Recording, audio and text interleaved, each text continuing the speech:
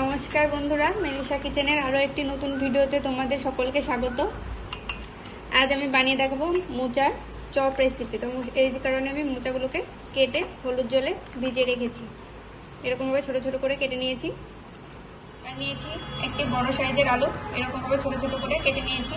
মোচা এবং আলুটাকে প্রেসার কুকারে দিয়ে সিদ্ধ করে নেব, 2 সিটি দিয়ে নামিয়ে দেবো। মোচা তৈরির শুরুতে প্রথমে বানিয়ে নেব একটি ভাজা মশলা। এর জন্য দিয়েছি একটি শুকনো লঙ্কা, গোটা ধনে 1 চামচ, গোটা জিরে 1 চামচ। এগুলিকে ড্রাই রোস্ট করে নেব। ভাজা মশলাগুলোকে তৈরি করে নিয়েছি। আর নিয়েছি এতে আদা এবং কাঁচা লঙ্কা বাটা, 1/2 ইঞ্চি মতো আদা আর 2টি কাঁচা লঙ্কা বাটা। মোচাগুলোকে সিদ্ধ করে নিয়েছি। সিদ্ধ করার সময় আমি লবণ হলুদ দিয়ে দিয়েছিলাম। সিদ্ধ করার পর ধুয়ে জল ঝরিয়ে নিয়েছি। কড়াইতে তেল দিয়ে প্রথমে চীনাবাদামগুলোকে ভেজে নেব।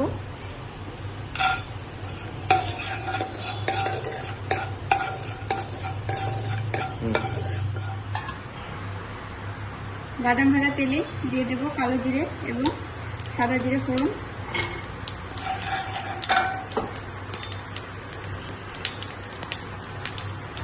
এবং দিয়ে দেবো পেস্ট করে রাখা মশলাটা।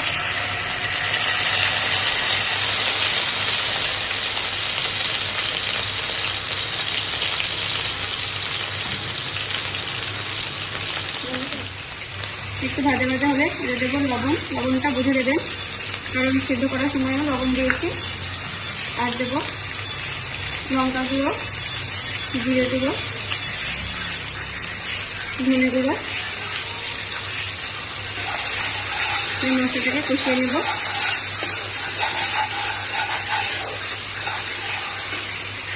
মশলা কষানো হয়ে গেলে দিয়ে দেবো জল ঝরিয়ে রাখা মোচা এবং আলুগুলো।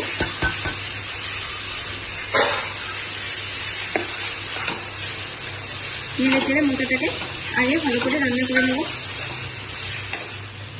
এবারে দিয়ে দেবো করে রাখা ভাজা মশলা, 2 চামচের মতো দিয়েছি। আমার মোচার পুর তৈরি। ভেজে রাখা বাদামগুলো দিয়ে দেবো।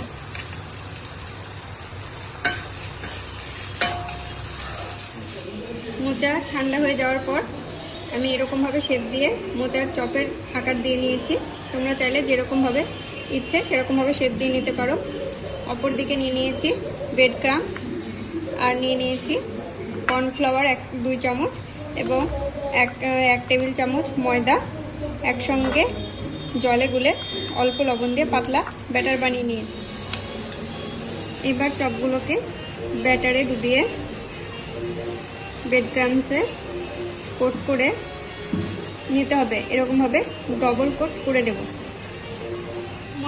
মোচাগুলোকে আমি এরকমভাবে শেপ দিয়ে নিয়েছি এবং তারপরে কোট করে এরকমভাবে রেখে দিয়েছি। এবার কড়াইতে তেল গরম হতে দিয়েছি। ভালো মতো তেল গরম হয়ে গেলে মোচাগুলোকে একটা একটা করে তেলের ভিতর দিয়ে দেবো। মিডিয়াম ফ্লেমে বেশ খানিকক্ষণ ধরে ভেজে নেব। একদিক ভাজা হয়ে গেলে অপর দিক উল্টে আরেকটু ভেজে নেব। হয়ে গেছে, উঠিয়ে নেব।